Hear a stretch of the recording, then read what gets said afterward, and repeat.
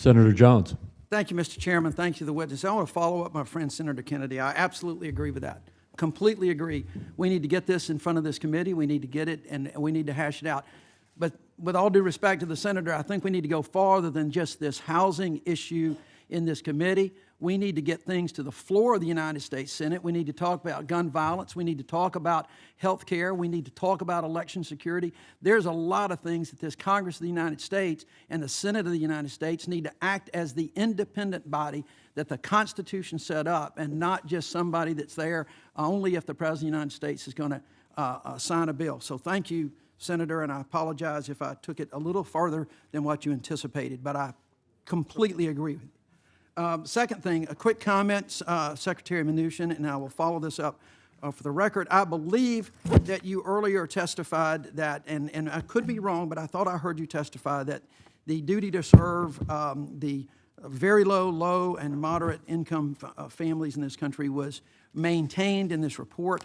I don't read this that way. I see on page 23 and 24 of the report where you're talking about reforming that, taking rid of that mandate, and replacing it with something that would involve assessments and congressional appropriations, which I think is a really slippery slope to try to do. As much as I like Senator Leahy and Senator Shelby's approach to appropriations, that may not always be the case and subject to the whim of a Congress or the administration. So I'll follow up with a question for the record.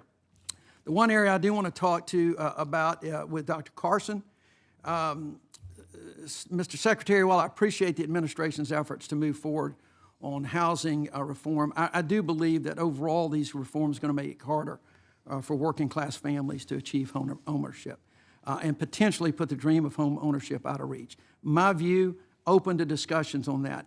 But more importantly, while these reforms are being discussed today, I think we also have to talk about some other so-called reforms that the administration is making to housing in America. We haven't seen you here for a few months, a year and a half, as a matter of fact. I don't know if we'll get to see you again in any time in the future, so I want to ask you about a recent HUD proposal regarding rules that I believe are going to dramatically undermine the ability to enforce the Fair Housing Act. I have talked time and time again in this committee and others that housing discrimination in 2019 is persistent, but more often than not subtle, not always direct. And years of legal doctrine, including the Supreme Court, made it clear that if policies and practices of businesses unintentionally discriminate against racial minorities or protected classes, it's illegal. It's called disparate impact. And the new rules, I think, make it nearly impossible to bring forward a discrimination case based on disparate impact. Fair housing is only as fair as it can be enforced, and if we can't bring disparate impact housing by very nature, it ain't fair. And I am concerned about this. Every single major housing rights and civil rights advocate agreed that this rule is a major blow. Across the board, this rule introduces new hurdles for plaintiffs, including a new 5-part test.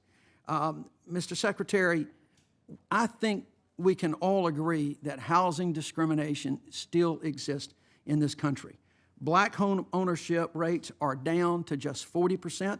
That is not just because of discrimination. I get that. We're still pulling out of a recession. But the fact is they're down to 40%, and black home ownership is actually lower now than it was in 1968 when the Fair Housing Act was passed. I would also like to point out that you have the ability to bring secretary-initiated complaints. President Obama did it an average of 10 times a year. President Bush did it an average of 5 times a year. But in the 2.5 years of the Trump administration, we have 0 that you have initiated. So a cynic would say that this new rule is in part to justify the inaction of HUD in bringing these complaints when we know that they exist. So my question to you, sir, my question is simply, explain this to me. Explain why we need this rule. What is important? Why do we need this when we know it exists? Give me an opportunity, give us an opportunity to explain why you are going to make it nearly impossible for people to bring disparate impact statements. Let me just mention the fact that Our record stands for itself. The fact of the matter is, you know, we've initiated the Facebook complaint.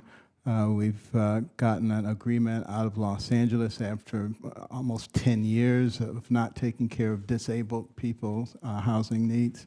We've launched one against San Francisco for discriminating against low-income people for housing. And if you look at our list of suits that have been brought, I think they would compare favorably with anyone else. As far as disparate impact is concerned, we are trying to bring it into alignment with the Supreme Court ruling.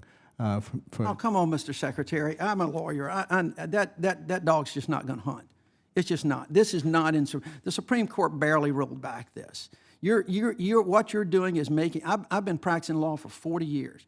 What you're doing is making it just damn near impossible for a plaintiff to bring a disparate impact statement. It is not in line with the Supreme Court. The Supreme Court's affirmed this time and time again. In fact, we've brought a complaint against San Francisco on disparate impact. You should go back and read it. I'll take a look. I'm happy to do that. But the fact of the matter is, if Congress, for instance, were to raise the minimum wage rate to $15, who would be disproportionately affected?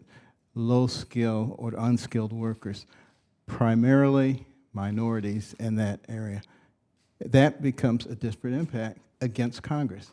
You begin to see what I'm talking about here. No, you can have sorry. disparate impact in almost anything. So what we want to do is clarify the way that it's done. That would save taxpayers a lot of money. My time is up, sir, and I may follow up with a record. Let me just say this. It's been offered out for public comment, and I want to make sure that my public comment is recorded right now. If I need to do it in writing with a black Sharpie, I'm happy to do that. But this is wrong. This is absolutely wrong, Mr. Secretary.